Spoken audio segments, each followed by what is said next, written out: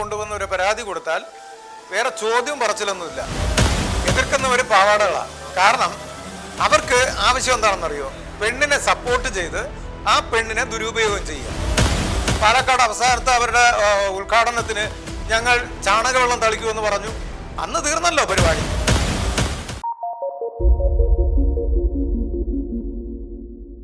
നമസ്കാരം. മായ സ്റ്റുഡിയോയുടെ ഇന്നത്തെ അതിഥി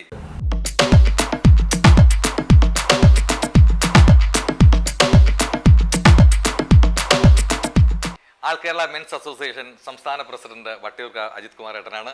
അപ്പോൾ നമുക്ക് അജിത് കുമാർ ഏട്ടനെ ഇതിലേക്ക് സ്വാഗതം ചെയ്യാം. ചേട്ടാ നമസ്കാരം. നമസ്കാരം. ഈ പുരുഷന്മാർക്ക് വേണ്ടി സ്ത്രീകൾക്ക് വേണ്ടി പണ്ടുപോലെ നമ്മുടെ നിയമ സംഹിതയിലും നമ്മുടെ രാഷ്ട്രീയ സംഹിതയിലൊക്കെ ഒരുപാട് സോഴ്സുകളുണ്ട്. പക്ഷേ പുരുഷന്മാർക്ക് വേണ്ടിയിട്ട് ഇങ്ങനെ ഒരു ഉദ്യമത്തിന് തുടക്കം കുറിക്കുന്നത് എന്താണ് പ്രചോദനം? പ്രചോദനം എന്ന് പറഞ്ഞാൽ നമ്മളിപ്പോൾ 18 വർഷം കഴിഞ്ഞു ഇതിൻ്റെ പ്രവർത്തനം തുടങ്ങിയിട്ട്. അപ്പോൾ എൻ്റെ ഫാമിലി പ്രശ്നങ്ങളും അങ്ങനെ പോലീസ് സ്റ്റേഷനിലും കോടതിയിലും ഒക്കെ കയറേണ്ടി വന്നു. വനിതാ കമ്മീഷൻ, വനിതാ സെല്ല്, അങ്ങനെ ഒത്തിരി സ്ഥലങ്ങളിൽ കയറി ഇറങ്ങിയപ്പോൾ ഒരുപാട് പുരുഷന്മാർ ഇതുപോലെ പീഡനം അനുഭവിക്കുന്നവരുണ്ടെന്നും അതും വ്യാജ പരാതിയുടെ അടിസ്ഥാനത്തിൽ പലരും ജയിലിൽ കിടക്കുന്നു എന്നൊക്കെ മനസ്സിലാക്കിയതിൻ്റെ അടിസ്ഥാനത്തിലാണ് എനിക്കും അങ്ങനെയുള്ള ഇത് പറ്റി. കാര്യം വട്ടിയൂർക്കാവ് പോലീസ് സ്റ്റേഷൻ, പിന്നെ വനിതാ കമ്മീഷൻ, വനിതാ സെല്ല്, കമ്മീഷൻ ഓഫീസിലെ ഒരു സ്പെഷ്യൽ സെല്ലുണ്ട് അവിടെ. അങ്ങനെ എല്ലാം കയറിയപ്പോൾ നമ്മുടെ ജീവിതം ഒരു പെറ്റി കേസിൽ പോലും പ്രതിയല്ലാത്ത നമ്മൾ ഇങ്ങനെ പോലീസ് സ്റ്റേഷനും കോടതിയും കയറി ഇറങ്ങേണ്ട സാഹചര്യം വരുമ്പോൾ സ്വാഭാവികമായിട്ട് സ്ത്രീകളോടൊരു വിരോധം ഉണ്ടാകും. ഒരു ഭാഗം സ്ത്രീകളോട്. അതിൽ നിന്ന് ഇങ്ങനെ ഒരു പുരുഷ സംഘടന വേണം, പുരുഷന്മാർക്ക് സംസാരിക്കാൻ ഒരു വ്യക്തി വേണം എന്ന് മനസ്സിലാക്കിയിട്ടാണ് ഞാൻ ഇങ്ങനെ ഒരു പ്രസ്ഥാനം സ്റ്റാർട്ട് ചെയ്തതിൻ്റെ കാരണം.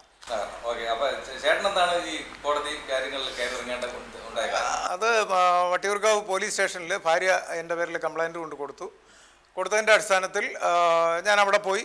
അവിടെ എന്ന് പറഞ്ഞാൽ വലിയ ഇന്നത്തെ പോലീസല്ല, ഈ ജനകീയ പോലീസൊക്കെ വരുന്നതിന് മുന്നേ എന്ന് പറഞ്ഞാൽ ഒരു പെണ്ണ് കൊണ്ടുവന്ന് ഒരു പരാതി കൊടുത്താൽ വേറെ ചോദ്യം പറച്ചിലൊന്നുമില്ല. പ്രത്യേകിച്ച് സ്ത്രീകൾ പരാതി കൊടുക്കുന്നതിനോടൊപ്പം അവരൊന്ന് കണ്ണീരൊലിപ്പിക്കും.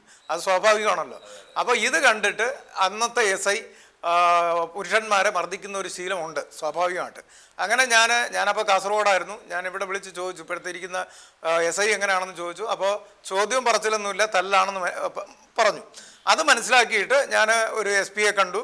SP വിളിച്ച് സംസാരിച്ചതിന് ശേഷം അങ്ങനെ റെക്കമെൻഡേഷനിലാണ് ഞാനിവിടെ വട്ടിയൂർക്കാവിൽ കയറുന്നത്. അതുകൊണ്ട് തന്നെ എനിക്ക് പറയാൻ പറ്റിയ കാര്യങ്ങൾ എന്താണോ നമ്മുടെ വീട്ടിൽ നടക്കുന്ന കാര്യങ്ങൾ എനിക്ക് പറയാൻ പറ്റി. അതുകൊണ്ട് തന്നെ തല്ല് ഒഴിവായി. നമുക്ക് തല്ല് കിട്ടിയില്ല. അത് മാത്രമല്ല, ഈ റെക്കമെൻഡ് ചെയ്തിട്ട് പോലും അദ്ദേഹം എന്നെ തല്ലിയേ പറ്റൂ, നീ കുറ്റം ചെയ്തിട്ടില്ലെങ്കിൽ എന്തേ വിളിച്ച് റെക്കമെൻഡ് ചെയ്യേണ്ട കാര്യം എന്താ? സനൽകുമാർ സാറാ SP-യുടെ പേര്. അദ്ദേഹത്തോട് എന്തിനാ അദ്ദേഹത്തിൻ്റെ അടുത്ത് പോയത് എന്നൊക്കെ ചോദിച്ചിട്ട് അദ്ദേഹം വളരെയധികം ചൂടായി സംസാരിച്ചു. അപ്പം ഞാനും അതേപടി, എൻ്റെ സ്വഭാവം കുറച്ച് ഒരല്പം ചൂടനാണ്.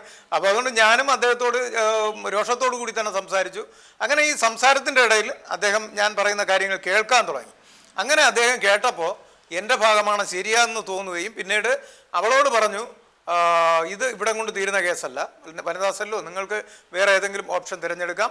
എന്നോട് പറഞ്ഞു, ഇവളുടെയൊക്കെ കരച്ചിൽ കേട്ട് ഞാൻ താങ്കളെ തെറ്റിദ്ധരിച്ചു എന്ന് പറഞ്ഞിട്ട് എനിക്ക് ചേർന്ന് തന്നു.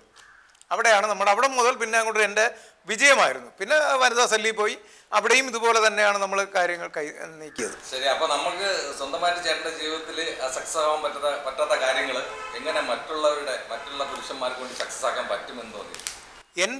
ഇന്നത്തെ കാലഘട്ടമല്ല, അന്നത്തെ രീതി വെച്ച് നോക്കുകയാണെങ്കിൽ എൻ്റെ ഭാര്യ ഇന്നത്തെ ഒരു വിഭാഗം പെൺകുട്ടികളുടെ അത്ര പ്രശ്നക്കാരി അല്ലായിരുന്നു. മനസ്സിലായില്ല? അന്നത്തെ ലെവലിൽ ഞാൻ വളർന്നു വന്ന രീതി അനുസരിച്ചിട്ട് എനിക്ക് താങ്ങാൻ പറ്റുന്നതല്ലായിരുന്നു. കാര്യം നമ്മൾ ജോലിക്ക് പോയിട്ട് വീട്ടിൽ വന്നാൽ അമ്മയില്ല, ഭാര്യയില്ല, കുട്ടികൾ വീട്ടിൽ കാണില്ല, അങ്ങനെയുള്ളൊരു സാഹചര്യമായിരുന്നു. കുട്ടികൾ ചിലപ്പോൾ അടുത്ത വീട്ടിലൊക്കെ ആയിരിക്കും. ഇതൊന്നും നമ്മളെ വളർന്നു വന്ന ചുറ്റുപാടിൽ അത് യോജിക്കുന്ന കാര്യങ്ങളല്ല. അങ്ങനെ വരുമ്പോൾ അവിടെ വാക്കുതർക്കങ്ങളുണ്ടാവും, സംസാരം ഉണ്ടായി. അതിൻ്റെ അടിസ്ഥാനത്തിൽ പിന്നെ വൈഫ് പിണങ്ങി അവളുടെ വീട്ടിലേക്ക് പോകുന്ന ഒരു പതിവുണ്ടായിരുന്നു. എന്ന് പറഞ്ഞാൽ ഞാൻ ജോലിക്ക് പോകും, അതിൻ്റെ പുറകെ അവളുടെ വീട്ടിൽ പോകും. ഇങ്ങനെ വരുമ്പോൾ കുട്ടികളുടെ ഭാവി ജീവിതം ബുദ്ധിമുട്ടിലാവും. അവർ നമ്മൾ വളർത്തിക്കൊണ്ട് വരുന്ന എൻ്റേതായിട്ടുള്ള ഒരു നിലപാടുണ്ട്, അച്ചടക്ക നടപടിയുണ്ട്. അതിനനുസരിച്ച് കുട്ടികൾ വളരാത്ത രീതിയിലുണ്ടാവും. അതുകൊണ്ടാണ് എനിക്ക് കൂടുതൽ മാനസികമായിട്ട് വിഷമമുണ്ടായി. അങ്ങനെ അവളോട് രോഷത്തോടു കൂടി നമ്മൾ സംസാരിക്കേണ്ടി വന്നു. പിന്നെ അവൾക്കത് ഇഷ്ടപ്പെടാതെ വരുന്നു. അങ്ങനെ അങ്ങോട്ടും ഇങ്ങോട്ടുമുള്ള ഒരു സ്പർദ്ധ വർദ്ധിച്ച് ഡിവോഴ്സിലോട്ട് പോയി. അപ്പം ഞാൻ തന്നെ പിന്നെ ഡിവോഴ്സിലോട്ട് പോകുമായിരുന്നു. അപ്പോൾ ഡിവോഴ്സ് ആയ ഒരു ചേട്ടനാണ് ഇപ്പോൾ ഇനിയുള്ള പുരുഷ തലമുറയെ നേരെയാക്കാൻ അല്ലെങ്കിൽ അവർക്ക് വേണ്ടി പ്രയത്നിക്കാൻ നിൽക്കുന്നത്. അതിലൊരു പ്രശ്നമുണ്ട്. അതിൻ്റെ ലോജിക്ക് അതിൽ ഒരു പ്രശ്നം എന്ന് പറഞ്ഞാൽ അന്ന് പോലീസ് സ്റ്റേഷനിൽ ഞാൻ പോയ വനിതാ സെല്ല് കോടതികളിലൊക്കെ പുരുഷന്മാർക്ക് ഒരു അഭയമില്ലായിരുന്നു. ഒരു പോലീസ് സ്റ്റേഷനിൽ ഒക്കെ ഒരു കേസ് വന്നാൽ അവരെ തല്ലി. ഇന്ന് ഞാൻ പോലീസ് സ്റ്റേഷനിൽ വിളിച്ച് പറയുന്നുണ്ട്. ഇന്നലെയും ഒരു സ്റ്റേഷനിൽ ഞാൻ കൊട്ടിയം പോലീസ് സ്റ്റേഷനിൽ ഞാൻ വിളിച്ച് പറഞ്ഞു ഒരു വ്യക്തിക്ക് വേണ്ടിയിട്ട്. അപ്പോൾ അന്ന് റെക്കമെൻഡ് ചെയ്യാൻ ആളില്ല. ഇപ്പോൾ എനിക്ക് ഒരു SP ആയിട്ട് ബന്ധം ഉണ്ടായിരുന്നത് കൊണ്ട് ഞാൻ രക്ഷപ്പെട്ടു. ഇതില്ലാത്തവരാണ് സാധാരണക്കാർ, മനസ്സിലായില്ലേ? അപ്പോൾ അവർക്ക് വേണ്ടി ആര് സംസാരിക്കും? അവർ തല്ലുകൊള്ളും. അപ്പോൾ പോലീസ് സ്റ്റേഷനിൽ അവർ തല്ലുകൊള്ളും. വനിതാ സെല്ലിലൊക്കെ പോയി കഴിഞ്ഞാൽ പിന്നെ സ്ത്രീകൾക്ക് വേണ്ടി മാത്രം, വനിതാ സെല്ല്, വനിതാ കമ്മീഷൻ, ഇവിടെ പോയി കഴിഞ്ഞാൽ സ്ത്രീകൾക്ക് മാത്രമേ സംസാരമുള്ളൂടെ, അവർക്ക് വേണ്ടിയിട്ട് മാത്രം. പുരുഷന് വേണ്ടിയിട്ട് ഒരാൾ സംസാരിക്കാനില്ല. അപ്പോൾ അവിടെ ഏകപക്ഷീയമായിട്ട് ഇവൻ കയ്യും കെട്ടി നോക്കി നിന്നിട്ട് അവൻ എന്തും അനുഭവിക്കേണ്ട ഒരു പശ്ചാത്തലം ഉണ്ടാവും. ആ പശ്ചാത്തലം മാറ്റി കൊടുക്കുകയാണ് എൻ്റെ ലക്ഷ്യം. അത് ഞാനിപ്പോൾ കൃത്യമായിട്ട് ചെയ്യുന്നുണ്ട്. പുരുഷന്മാർ നേരെ എന്തെങ്കിലും ഒരു വിഷയം ഉണ്ടായാൽ നേരെ എന്നെ വിളിക്കുമ്പോൾ ഇന്നലെ ഒരു പ്രവാസിക്ക് വേണ്ടിയാണ് ഞാൻ കൊട്ടിയം പോലീസ് സ്റ്റേഷനിൽ വിളിച്ചത്. SH സർക്കണ്ണ വിളിച്ചതാണ്. സർക്കണ്ണ നമ്പറാണ്, പക്ഷേ SI ആണ് എടുത്ത്. SIയോട് കാര്യങ്ങൾ പറഞ്ഞു. അദ്ദേഹം അത് വേണ്ട രീതിയിൽ കാര്യങ്ങൾ കൈകാര്യം ചെയ്യാം, ഞാൻ കാര്യങ്ങൾ നോക്കട്ടെ, ഒന്ന് പഠിച്ചിട്ട് ഇന്ന് അതിൻ്റെ ഡീറ്റെയിൽസ് തിരിച്ച് പറയാമെന്ന് പറഞ്ഞിട്ടുണ്ട്. അപ്പോൾ ഇങ്ങനെ പുരുഷന്മാർ അന്ന് പണ്ട് കാലത്ത് ഞാൻ ആ സമയത്ത് അവർ കൊണ്ടുവെങ്കിൽ ഇന്ന് നമ്മുടെ ഒരു കോഡിന് വിലയുണ്ട്. അതനുസരിച്ച് അവർ തല്ലുകൊള്ളാതെ ആത്മാഭിമാനത്തോടു കൂടി കയറി ചെന്ന് കാര്യങ്ങൾ സംസാരിച്ചിട്ട് ഇറങ്ങിപ്പോകും. അവരുടെ ഭാഗത്ത് തെറ്റുണ്ടായി ശിക്ഷിച്ചോട്ടെ, അവരെ റിമാൻഡ് ചെയ്തോട്ടെ, അത് നമുക്ക് വിഷയമല്ല. പക്ഷേ തെറ്റ് ചെയ്യാത്തൊരു പുരുഷൻ ഒരു പെണ്ണിൻ്റെ വ്യാജ പരാതിയുടെ അടിസ്ഥാനത്തിൽ അവൻ ജയിലിലോ പോലീസ് സ്റ്റേഷനിലോ കിടക്കാൻ പാടില്ല. ഭാര്യമാരുടെ പീഡനം കൊണ്ട് ബുദ്ധിമുട്ടുന്ന പുരുഷന്മാർക്ക് വേണ്ടി മാത്രം നിന്നാ പോലെ, എന്തിനാ ബാക്കിയുള്ള പുരുഷന്മാരുടെ ജനറലൈസ് ചെയ്യുന്നത്? ഏത് ബാക്കിയുള്ള പുരുഷന്മാരാ? അതെ, ഭാര്യമാര് സുഖമായിട്ട് ജീവിക്കുന്നവരുണ്ടല്ലോ. സുഖമായിട്ട് എത്ര പേര് ജീവിക്കുന്നു? അല്ല, അങ്ങനെയാണല്ലോ അവരാരും പുറത്ത് പറയുന്നില്ല. അത് പറഞ്ഞാൽ മതി. അത് ഈ നന്നായിട്ട് അപ്പൊ ജനമായിട്ട് ജീവിക്കുന്നവരില്ല എന്നാണ് കുറവാ.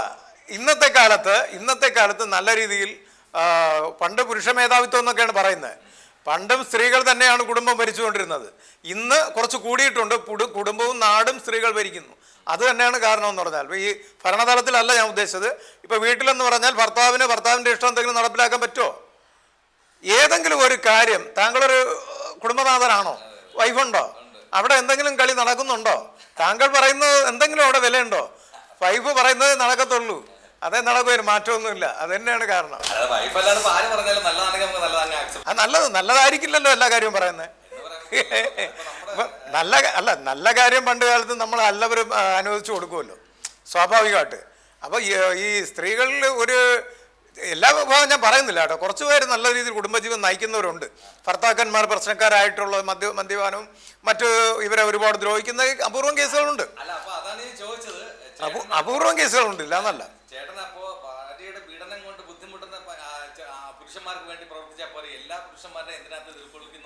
ഇനി ഒരു തലമുറയ്ക്ക് ഈ പ്രശ്നം വരാൻ പാടില്ല. ഇനിയുള്ള കാലഘട്ടത്തിൽ അല്ലെങ്കിൽ പുരുഷന്മാർ അവരെ ഒന്ന് ബോധവൽക്കരിക്കുക.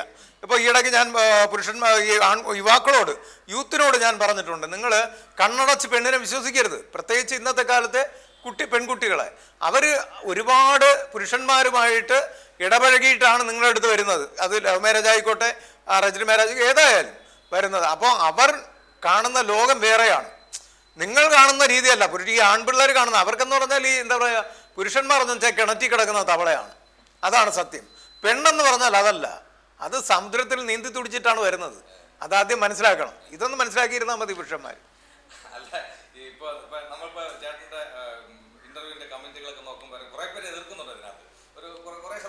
കുറച്ച് അപൂർവം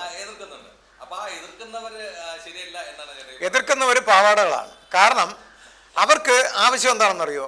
പെണ്ണിനെ സപ്പോർട്ട് ചെയ്ത് ആ പെണ്ണിനെ ദുരുപയോഗം ചെയ്യുക. ഇതാണ് അവരുടെ ലക്ഷ്യം. മനസ്സിലായില്ല? ഇപ്പോൾ ഞാൻ പറയുന്ന കാര്യങ്ങൾ കൂടുതലും ഈ ഇൻ്റർവ്യൂ തന്നെ ഇതിൽ നോക്കിക്കഴിഞ്ഞാൽ കമൻസ് വരുമ്പോൾ കൃത്യമായിട്ട് എനിക്ക് അനുകൂലമായിട്ടായിരിക്കും ഞാൻ പറയുന്ന കാര്യങ്ങൾ യോജിച്ചിട്ടായിരിക്കും ഭൂരിഭാഗം വരുന്നത്. എന്നാൽ അതിൽ കുറച്ച് ഭാഗം മോശമായിട്ടുള്ളത് വരും. അവരുടെ ലക്ഷ്യമെന്ന് പറഞ്ഞാൽ ഈ കമൻ്റ് ഇടുന്നതോടൊപ്പം കുറച്ച് സ്ത്രീകൾ, പെൺകുട്ടികളും ഇവരോടൊന്ന് അടുക്കാൻ ശ്രമിക്കും. അത് അടുപ്പിക്കുക എന്നുള്ളതാണ്. അതിന് ഇവർ ദുരുപയോഗം ചെയ്യും. അവർക്ക് ശാരീരികമായിട്ട് ഉപയോഗിക്കാനും മറ്റു കാര്യങ്ങൾക്കും ഈ പെൺകുട്ടികളെ ഉപയോഗിക്കുക, അത്ര തന്നെയാണ് കാര്യം. അതുകൊണ്ടാണ് ചില നടിമാരുടെയൊക്കെ കാര്യങ്ങൾക്ക് വരുമ്പോൾ അവൾ എത്ര മോശപ്പെട്ട അല്ലെങ്കിൽ അവളുടെ ഭാഗത്ത് തെറ്റുണ്ടെന്ന് നമ്മൾ എന്താ പറയുക, തെളിവ് സഹിതം കണ്ടാൽ പോലും ഇവൻ അവളുടെ ഭാഗത്ത് നിൽക്കും. മനസ്സിലായില്ലേ? നമ്മൾ എല്ലാത്തിനും ഒരു ന്യായമുണ്ട്, തെറ്റും ശരിയും ഉണ്ട്. ആ ശരി ഭാഗം വേണം നമ്മൾ നോക്കാൻ. ഏതൊരു കാര്യത്തിന് ഞാൻ അങ്ങനെയാണ് നോക്കുന്നത്. ആൺപെൺ വ്യത്യാസം ഞാൻ നോക്കാറില്ല. കാര്യം എൻ്റെ കാര്യത്തിൽ എൻ്റെ ഫാമിലി പ്രശ്നമായാലും ശരി, എൻ്റെ ഫാമിലിയിലുള്ളവർ പോലും എൻ്റെ ഭാര്യയുടെ ഭാഗത്ത് ചിലർ നിൽക്കാറുള്ളൂ. അവരുടെയൊക്കെ കൂടെ നീക്കം എന്താണെന്ന് നമുക്കറിയാം. അവരെന്നോട് വലിയ കാര്യമായിട്ട് ചിരിക്കുമെങ്കിലും, ചിരിച്ച് സംസാരിക്കുമെങ്കിലും, അവർ ഭാര്യയുടെ ചിരിയും അവരുടെ സംസാരവും കേൾക്കാനാണ് അവർക്ക് താല്പര്യം. അതെന്തുകൊണ്ടാണ് അങ്ങനെ വരുന്നത്? എന്തുകൊണ്ടാണ് അവർക്ക് എങ്ങനെയെങ്കിലും കാര്യങ്ങൾ നടക്കാൻ പറ്റുമോ? ഇത്രേ ഉള്ളൂ. അത് തന്നെയാണ്, അല്ല വേറെ മറ്റൊന്നുമില്ല. ഭൂരിഭാഗവും മാറ്റി നിർത്തപ്പെടണം. കാര്യം കുറച്ച് ചെറിയൊരു ഭാഗം സ്ത്രീകൾ, നല്ലവരായിട്ടുള്ള സ്ത്രീകളുണ്ട്. അവരെയും കൂടി മോശം അവസ്ഥയിലേക്ക് കൊണ്ടുപോകുന്നതാണ് ഇന്നത്തെ ഫെമിനിസ്റ്റുകൾ ചെയ്തുകൊണ്ടിരിക്കുന്നത്. ഇപ്പം നമ്മുടെ ജില്ലാ കളക്ടർ ഒരു പെൺകുട്ടികൾക്ക് ഒരു കവിത ചൊല്ലിക്കൊടുത്തു, സ്കൂൾ കുട്ടികൾക്ക്. എന്താണെന്ന് പറഞ്ഞാൽ, ഞാനത് ഇതിന് മുന്നേ കണ്ടു, ഇന്നലെ ഒന്നുകൂടി അത് കാണുകയുണ്ടായി. നമ്മളെ ശബരിനാഥിൻ്റെ വൈഫ്, പേരെന്താ, ശബരിനാഥിൻ്റെ വൈഫ് ദിവ്യ എസ് അയ്യർ, പുള്ളിക്കാരി എനിവേ നമുക്ക് ഭയങ്കര കാര്യമാണ്. ചിരിച്ചുകൊണ്ടേ സംസാരിക്കും, എല്ലാവരോടും നല്ല രീതിയിൽ. കളക്ടറാണെന്നുള്ളത് പവറില്ലാത്ത ഒരു സ്ത്രീയാണ്. അതുമാത്രമല്ല, അവർ സബ് കളക്ടർ ആയിരുന്നപ്പോഴും മുതൽ ഞാൻ ശ്രദ്ധിക്കാൻ തുടങ്ങിയ ഒരാളാണ്. ഇപ്പോൾ അവരൊരു കവിത ചൊല്ലി പറഞ്ഞു കൊടുത്തതെന്ന് പറഞ്ഞാൽ, വിവാഹിതയായി എന്നതുകൊണ്ട് പെൺകുട്ടികളുടെ സ്വപ്നങ്ങളൊന്നും പൂട്ടിയിടേണ്ടതല്ല എന്നൊക്കെ പറഞ്ഞിട്ട് കുറേ കാര്യങ്ങൾ ഇങ്ങനെ അവർ ഓർത്തെടുത്ത് അത് പറഞ്ഞു കൊടുക്കുന്നുണ്ട്. അവർ പിള്ളേർ ചൊല്ലി തിരിച്ചതേപോലെ പറയുന്നുമുണ്ട്. പറയണമെന്ന് പറഞ്ഞിട്ടാണ് അവർ പറഞ്ഞത്. അപ്പോൾ ഇതിൻ്റെ ലക്ഷ്യമെന്ന് പറഞ്ഞാൽ, അവർ നന്നായിട്ട് സുഖമായിട്ട് കുടുംബജീവിതം നയിക്കുകയാണ്. അവർ രണ്ടുപേരിലും ഒരു പ്രശ്നമില്ല. പക്ഷേ ഈ ചൊല്ലിക്കൊടുക്കുന്നത് വെച്ച്, ഇത് മനസ്സിൽ വച്ചുകൊണ്ട് ഇനിയുള്ള തലമുറ, ഈ പെൺകുട്ടികൾ വിവാഹം കഴിച്ചാൽ അവർക്ക് നമ്മൾ പുരുഷന്മാർ ഇതുപോലെ പണ്ട് കാലത്ത് ഒന്നും വേണ്ട, ദിവ്യ എസ് അയ്യറിൻ്റെ പിതാവ് ഇതുപോലെ ചിന്തിച്ചിരുന്നുവെങ്കിൽ അവരിന്ന് കളക്ടറാവോ? നമ്മൾ ചിന്തിക്കേണ്ട ഒരു കാര്യമാണ്. അതുപോലെ തന്നെ ഇന്ന് ഈ ഫെമിനിസ്റ്റുകളെന്ന് പറഞ്ഞ് തലയിൽ കണ്ണടയും വെച്ച് പൊക്കിക്കെട്ടി നടക്കുന്ന ഇവരോട് എനിക്ക് ചോദിക്കാനുള്ളത്, നിങ്ങളുടെ അച്ഛനും അമ്മയും നിങ്ങൾ പറയുന്ന രീതിയിലാണ് ജീവിച്ചിരുന്നുവെങ്കിൽ അവർക്കിന്ന് ഇവിടെ ജന്മം പോലും ഉണ്ടാവില്ല, അല്ലേ? അതല്ലേ അതിന് ശരിയെന്ന് പറയുന്നത്? ഇവർക്ക് വിവാഹത്തോട് താല്പര്യമില്ലല്ലോ ഇന്നത്തെ തലമുറയ്ക്ക്. എന്തുകൊണ്ടാണ്? ഇതാണ് കാരണം. ഇവരുടെ അമ്മയപ്പനും ഇതുപോലെ ചിന്തിച്ചിരുന്നുവെങ്കിൽ ഇവരുണ്ടാവുമോ? ഇന്ന് പുരുഷന്മാർക്ക് എല്ലാവർക്കും വിവാഹം കഴിക്കണം, ഒരു പ്രായമായി കഴിഞ്ഞാൽ കുടുംബജീവിതം നയിക്കണം, കുട്ടികൾ വേണം എന്ന് ആഗ്രഹിക്കുന്നവരാണ് ബഹുഭൂരിപക്ഷം പുരുഷന്മാരും. അല്ലാത്ത ഒരാൾ പോലും ഉണ്ടെന്ന് എനിക്ക് തോന്നുന്നില്ല. അപ്പോൾ ഇവർക്കിന്ന് പെണ്ണ് കിട്ടുന്നില്ല. പക്ഷെ അതപ്പോൾ അവരെങ്ങനെ ചിന്തിക്കുന്നത്, ഈ പുരുഷന്മാരുടെ ഇതുപോലത്തെ പീഡനം കൊണ്ട് ബുദ്ധിമുട്ടിട്ടാണ് അവരങ്ങനെ വേണ്ട. എന്ത് പീഡനം? പുരുഷന്മാരിലെ പീഡനം അനുഭവിക്കുന്നത്. ഇപ്പോൾ അഖിൽമാരാർ ഈയിടയ്ക്ക് ഒരു ഇന്റർവ്യൂവിൽ പറയുന്നത് കേട്ടു, ഇവർ രണ്ടുപേരും ഭാര്യയും ഭർത്താവും കൂടി ഇരുന്ന് സംസാരിച്ചുകൊണ്ടിരുന്നപ്പോൾ പറഞ്ഞതാണ്, തല്ല് കിട്ടുന്നത് എനിക്കല്ലേ എന്നാണ് ചോദിച്ചത്. എൻ്റെ ഷർട്ട് അടിച്ച് കാണിക്കണോ എന്നുള്ള രീതിയിലാണ് അദ്ദേഹം പറഞ്ഞത്. അല്ലേ? അത് സ്നേഹത്തോട് കൂടിയിട്ടായാലും ഏത് രീതിയിലായാലും തല്ല് കിട്ടുന്നത് പുരുഷനാണ്. കാര്യം തിരിച്ച് തല്ലിക്കഴിഞ്ഞാൽ ചിലപ്പോൾ അത് കാണില്ല, അല്ലേ? നമ്മുടെ വെയിറ്റ് കൊണ്ട് നമ്മൾ ഒരെണ്ണം പൊട്ടിച്ചു കഴിഞ്ഞാൽ മെഡിക്കൽ കോളേജിലായിരിക്കും. അതുകൊണ്ട് നമ്മളാരും തല്ലാറുമില്ല അധികം. പക്ഷേ ഇവിടെ എന്ന് പറഞ്ഞാൽ പുരുഷന്മാരുടെ പ്രശ്നം എന്ന് പറഞ്ഞാൽ, ഇന്ന് പെൺകുട്ടികളെ കല്യാണം കഴിക്കാൻ കിട്ടുന്നില്ല. പെൺകുട്ടികൾക്കെന്ന് പറഞ്ഞാൽ ഒന്നോ രണ്ടോ പേരിൽ ഒതുങ്ങി നിൽക്കാൻ താല്പര്യമില്ല. അതാണ് പ്രശ്നം. അല്ലാതെ ഇവർ തമ്മിൽ വേറൊരു പ്രശ്നം ഇതൊന്നും അല്ല. അവർക്ക് അവരുടെ കോളേജ് കാലഘട്ടം, സ്കൂൾ കാലഘട്ടത്തിൽ എങ്ങനെ ജീവിച്ചോ ആ രീതിയിൽ വീണ്ടും അത് തുടർന്ന് ജീവിതം കൊണ്ടുപോകണം, ജീവിതം ആസ്വദിക്കണം. ബഹുഭൂരിപക്ഷം വരുമല്ല. എവിടെയാണ് അവിടെ?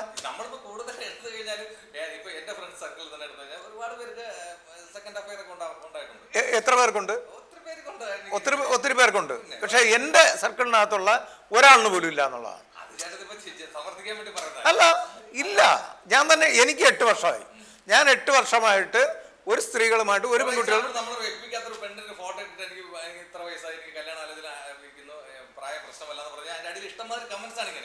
ആര് കമന്റ് ഇടും? പെൺകുട്ടികൾ ഇട്ടാൽ നേരെ തിരിച്ചിട്ടാലോ, താങ്കളൊരു ഫോട്ടോ അവിടെ ഇട്ടാലോ ഒരു പട്ടിയും തിരിഞ്ഞു നോക്കൂല. അതാദ്യം മനസ്സിലാക്കണം. ഈ പെൺപിള്ളേരുടെ അതാണ് ഞാൻ പറഞ്ഞ പാവാടകൾ കൂടുതലാണ്. അത് വിവാഹം കഴിഞ്ഞതിലും ഉണ്ട്, അല്ലാത്തതിലും ഉണ്ട്.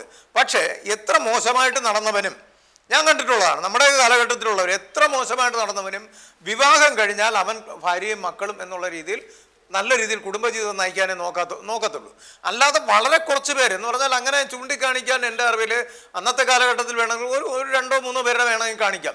മറ്റുള്ളവരെല്ലാം അവരവരെ ജീവിതമാർഗം ഒരു ഷോപ്പ് ഇട്ടിരിക്കുകയാണെങ്കിൽ ആ ഷോപ്പ്, അല്ലെങ്കിൽ ഒരു ഓഫീസാണെങ്കിൽ ഓഫീസ്, നേരെ പോകുന്നു, തിരിച്ച് അതേപടി വരുന്നു. പക്ഷേ താങ്കളുടെ ഫ്രണ്ട് സർക്കിളിൽ ഒരുപാട് പേരുണ്ടെന്ന് പറയുമ്പോൾ എനിക്ക് അതിശയം തോന്നുകയാണ്. പക്ഷേ അത് അപൂർവം, കുറച്ചൊക്കെ ആയിരിക്കാം, എന്തോ എനിക്ക് തോന്നുന്നില്ല അത്. അല്ലെങ്കിൽ ഈ കാലഘട്ടം ഇങ്ങോട്ടുള്ളത് ആയിരിക്കാം. കാര്യം ഇടയ്ക്ക് ട്രെയിനിൽ നിന്ന് ഒരു യുവാവ്, ഒരു 25 വയസ്സോളം വരും. അപ്പോൾ പുള്ളിക്കാരൻ പറഞ്ഞൊരു കാര്യമുണ്ട്, പറഞ്ഞ വാക്ക് വേറെയാണ്, അപ്പോൾ അതുകൊണ്ട് അതെനിക്ക് പറയാൻ പറ്റില്ല. അവന് 2 പെൺകുട്ടികളുമായിട്ട് ശാരീരിക ബന്ധത്തിൽ അവൻ ഏർപ്പെടുന്നുണ്ട്, പിന്നെ ഒരു ലവ് അഫെയറുണ്ട്. ഇത് അവൻ പറഞ്ഞ കാര്യമാണ്. എന്നാൽ ഒരു പെൺകുട്ടികളോടെന്ന് പറയുന്നത് 4, 5, 10 ഒക്കെ ഉണ്ടെന്നാണ്. ഞാൻ ബർത്തിൽ കിടന്ന് ഞാൻ കണ്ടതാണ് 7 പേരുമായിട്ട് ഒരേ സമയം ചാറ്റ് ചെയ്തുകൊണ്ടിരിക്കുന്ന ഒരു പെൺകുട്ടിയെ. മനസ്സിലായില്ലേ? അതിൽ അവളുടെ അമ്മാവൻ വരുന്നുണ്ട്, വേറെ അങ്ങനെ ഒരുപാട് പേര് വരുന്നുണ്ട്. മനസ്സിലായില്ല? നമ്പർ സേവ് ചെയ്തിരിക്കുന്നത് ഞാൻ കണ്ടതാണ്. അപ്പോൾ ഇതുപോലുള്ള പ്രശ്നങ്ങൾ ഇത്രയും എന്തായാലും പെൺകുട്ടികളോളം രൂക്ഷമല്ല ആൺകുട്ടികൾ, അതുറപ്പാണ്. അല്ല, നമ്മുടെ സമൂഹത്തിലെ ഇപ്പോൾ ഒരു പുരുഷൻ അല്ലെങ്കിൽ ഒരു പയ്യൻ അവൻ്റെ അഫയർ ഉണ്ടായിരുന്നു, അല്ലെങ്കിൽ 2 അഫയർ ഉണ്ടായിരുന്നു, അതൊക്കെ അങ്ങ് ഈസി ആയിട്ട് കളയും. പക്ഷെ ഒരു പെണ്ണ് ഒരുത്തനോട് ഒരു ബസ് സ്റ്റോപ്പിൽ നിന്ന് സംസാരിക്കുന്നത് കണ്ടു കഴിഞ്ഞാൽ അവളൊരു പെണ്ണ് ഒരുത്തനോട് സംസാരിക്കുന്നു, അത് പിന്നെ ഭയങ്കര വിഷയമാവും, പിന്നെ ചർച്ചയാവും, അവർ വീട്ടിലറിയിക്കും. അങ്ങനത്തെ അതെന്താണ് അങ്ങനെ പെണ്ണിനും? അല്ലല്ല, ആ കാലഘട്ടമൊക്കെ പണ്ടായിരുന്നു, ഇപ്പോഴങ്ങനെയൊന്നുമല്ല. ഇപ്പോഴേ ഒരു പുരുഷൻ ഇവിടുത്തെ ഒരാൾ, ഞാൻ അവിടെ ബസ് സ്റ്റോപ്പിൽ നിന്ന്, അല്ലെങ്കിൽ ഒരു യുവാവ് അപ്പോൾ ബസ് സ്റ്റോപ്പിൽ നിന്ന് സംസാരിച്ചാൽ അവനൊക്കെ പറ്റി കുറ്റം പറയും. ഇവിടുത്തെ ഈ നാട്ടുകാരിയായിട്ടുള്ളൊരു പെൺകുട്ടി എന്ന് പറയുകയാണെങ്കിൽ അവൾ കുറ്റമൊന്നുമില്ല. എന്തിനാ പറയുന്നത്? പെണ്ണ് കാണാൻ പോയിട്ട് വന്നു കഴിഞ്ഞാൽ ഒരു പെണ്ണിനെ നോക്കി ഒരു വീട്ടിൽ വന്നു എന്ന് വയ്ക്കുക, ഒരു പെണ്ണ് കാണാൻ ഒരു വീട്ടിൽ വന്നു, അവിടുത്തെ ചുറ്റുവട്ടത്ത് പയ്യനോടൊന്നും വലിയ കുറ്റമൊന്നും പറയില്ല. എന്നാൽ നേരെ അങ്ങനെയാണ് ചെയ്യേണ്ടത്. പെണ്ണ് വീട്ടുകാരോട് അന്വേഷിക്കുകയും ചെയ്യും പയ്യനെ പറ്റി, അല്ലേ? എത്ര പേര് നല്ലത് പറയും പയ്യനെ പറ്റി, എന്നാൽ പെണ്ണിനെ പറ്റി മോശമായിട്ട് ആരും പറയില്ല. അവൾ പക്ക ഫ്രോഡായിരിക്കും, എന്നാൽ പോലും പറയില്ല. എങ്ങനെയെങ്കിലും ഇവിടെ നിന്ന് വിവാഹം കഴിഞ്ഞ് പോട്ടെ എന്ന് വിചാരിക്കും. ഇങ്ങനെ വിചാരിക്കത്തുള്ളൂ. ആണിനെ കുറിച്ചാണെങ്കിൽ അവൻ്റെ ഇല്ലാത്ത മൊത്തം കഥകളും പറയും, ഇല്ലാത്ത കഥ വരെ. അപ്പോൾ പുരുഷന് തന്നെയാണ് എപ്പോഴും പ്രശ്നം, അല്ലാതെ പെണ്ണിനല്ല. അതൊക്കെ പണ്ടായിരുന്നു, ഇപ്പോഴങ്ങനെ അല്ല. അതായത് ഈ ഭർത്താവ് മരിച്ച ഭാര്യയും ഭാര്യ മരിച്ച ഭർത്താവും, ഈ ഭർത്താവ് മരിച്ച ഭാര്യയ്ക്ക് പുതിയൊരു വീണ്ടും ഒരു റീമാരേജിന് സാധ്യത വളരെ കുറവാണ്. പക്ഷേ ഈസി ആയിട്ട് നടക്കും എന്നാണ്. അതാണ് തെറ്റി, അവിടെയും തെറ്റി. ഒരു പുരുഷൻ ഭാര്യ മരിച്ചു കഴിഞ്ഞാൽ അവൻ ആ വേദനയോട് കൂടിയിട്ട് വർഷങ്ങളോളം ഒരുപക്ഷെ വിവാഹം കഴിക്കില്ല, കണക്കെടുത്ത് നോക്കൂ. എന്നാൽ ഒരു പെൺകുട്ടി അവളുടെ ഭർത്താവ് മരിച്ചു കഴിഞ്ഞാൽ ആ മരിച്ച ആ സമയം മുതൽ അവൾ കരഞ്ഞുകൊണ്ടാണെങ്കിലും സന്തോഷിക്കും. അതിന് ഒരു ഉദാഹരണമാണ് കൊല്ലം സുധിയുടെ ഭാര്യ. നിങ്ങൾക്ക് എല്ലാവർക്കും അറിയാമല്ലോ, പുള്ളിക്കാരിയുടെ പേര് രേണു. ഈ രേണു അന്ന് അയാളുടെ കൊല്ലം സുധിയുടെ ഷർട്ടിൻ്റെ ഗന്ധം വെച്ച് നീ ജീവിക്കുമെന്നൊക്കെ പറഞ്ഞപ്പോൾ തള്ളിയപ്പോൾ ഞാൻ ഇതേ ചെയറിലിരുന്ന് ഞാൻ പറഞ്ഞു, ഇതൊക്കെ ഉടായിപ്പാണ്, 3 ദിവസം പോലും കാണില്ല എന്ന്. നമുക്കറിയാം അനുഭവം ഒരു പെണ്ണെന്താണെന്ന്. എന്താണ് മാറ്റം വരാത്തത്? അതിൽ സ്വപ്ന സുരേഷ് വരെ അവളെ തെറി വിളിച്ചില്ലേ? അപ്പൊ പിന്നെ സ്വപ്ന സുരേഷ് വരെ തെറി വിളിച്ചില്ലേ? ഞാൻ അത് ഏറ്റവും ലാസ്റ്റ് ആയതുകൊണ്ടാ ചോദിച്ചത്, അത് ഏറ്റവും അവസാനത്തെ വാക്കായതുകൊണ്ടാ ചോദിച്ചത്, ആദ്യത്തെ വാക്കല്ല. പറയൂ, രേണു എന്താണ് നല്ല കാര്യം ചെയ്യുന്നത്? അല്ല, അഭിനയിച്ചോട്ട്. ഇവിടെ വേറെയും പലരും അഭിനയിക്കുന്നില്ലേ? അല്ല, വേറെയും പല നടിമാര് ഭർത്താവ് മരിച്ച ഭാര്യമാരും ജീവിക്കുന്നില്ല, അഭിനയിക്കുന്നില്ല.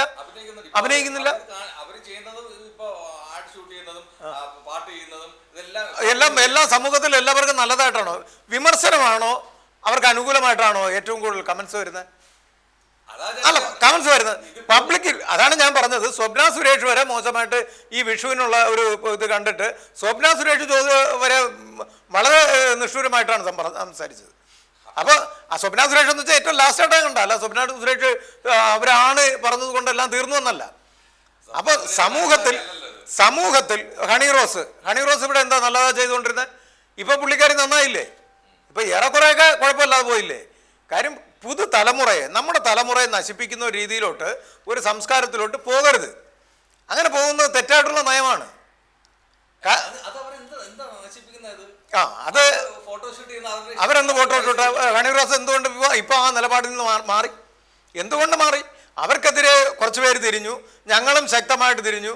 പാലക്കാട് അവസാനത്തെ അവരുടെ ഉദ്ഘാടനത്തിന് ഞങ്ങൾ ചാണകവെള്ളം തളിക്കുമെന്ന് പറഞ്ഞു. അന്ന് തീർന്നല്ലോ പരിപാടി. അതിനുശേഷം അവർക്ക് ആ രീതിയിലുള്ള പഴയ രീതിയിലുള്ള ഡ്രസ്സ് വസ്ത്രധാരണമില്ല, വച്ചുകെട്ടൊക്കെ കുറച്ച് കുറഞ്ഞിട്ടുണ്ട്.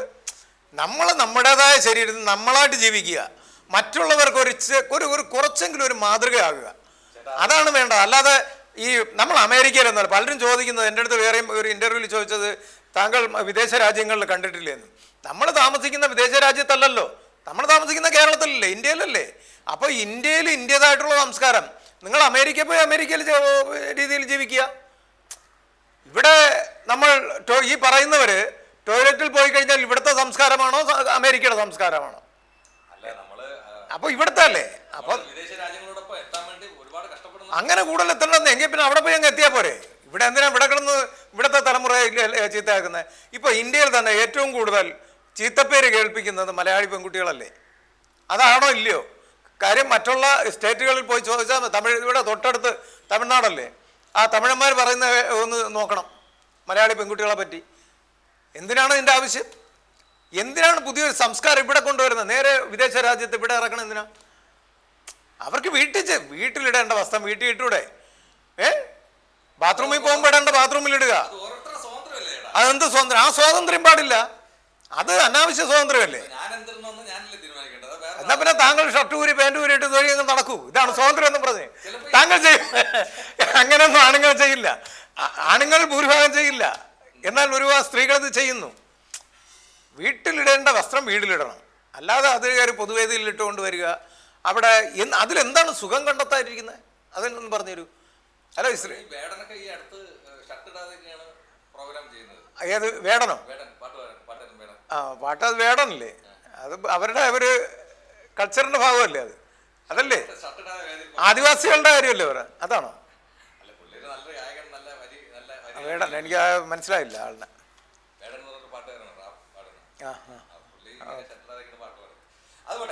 അടുത്ത പറയും.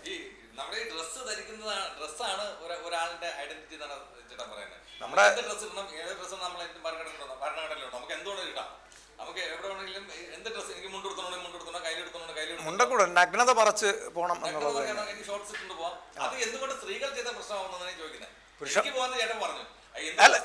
എപ്പോ പറഞ്ഞു? അങ്ങനെ പറഞ്ഞില്ല. പോയി നോക്കാനാണോ ചെയ്യാനാണ് പറഞ്ഞത് ഞാൻ. അങ്ങനല്ല. നമ്മൾ അത്യാവശ്യം സ്ത്രീയായാലും പുരുഷനായാലും വസ്ത്രം ധരിച്ച് തന്നെയാണ് ഇറങ്ങേണ്ടത്. വസ്ത്രമില്ലാതെ ഇറങ്ങുന്നതിനോട് യോജിക്കും. എന്ത് നല്ല വേഷം ധരിക്കുന്ന അവർ ഈ അടുത്ത കാലത്തല്ലേ നല്ല വേഷമൊക്കെ ധരിച്ചു വന്നിട്ടുള്ളൂ. അല്ല, ഇപ്പൊ ഈ അടുത്ത കാലത്തായിട്ട് നോക്കിയാൽ മതി. ഈ പാലക്കാട് നമ്മൾ അന്ന് ഒരു വിഷയം ഉണ്ടാകും എന്ന് പറഞ്ഞ ആ സമയം മുതൽ അതെന്ത് മനോഹരമായിട്ട് അവരന്ന് വന്ന ഒരു എന്താ പറയുക, ഒരു മണവാട്ടി പെൺകുട്ടിയുടെ വേഷത്തിലാണ് വന്നത്. എന്ത് മനോഹരമായിരുന്നു. പിന്നെ അവിടെ ഉദ്ഘാടനത്തിന് ആളൊന്നുമില്ലായിരുന്നു. ഞങ്ങളവിടെ ഉണ്ടായിരുന്നു. 10:20 എന്തോണ് ഉദ്ഘാടനം വെച്ചിരുന്നത്. ആ 10:15 വരെ അവിടെ ആളില്ലായിരുന്നു. പിന്നീട് സ്കൂളും കോളേജിലുമുള്ള കുട്ടികളെയാണ് കാശ് കൊടുത്ത് അവിടെ ഇറക്കുകയാണ് ചെയ്തത്. മനസ്സിലായില്ലേ? അങ്ങനെ ചെയ്താണ് ഇറക്കിയത്. പിന്നീട് കേരളത്തിലിപ്പോൾ അവർക്ക് ഉദ്ഘാടനവും ഇല്ല, സിനിമയും ഇല്ലാതായില്ലേ.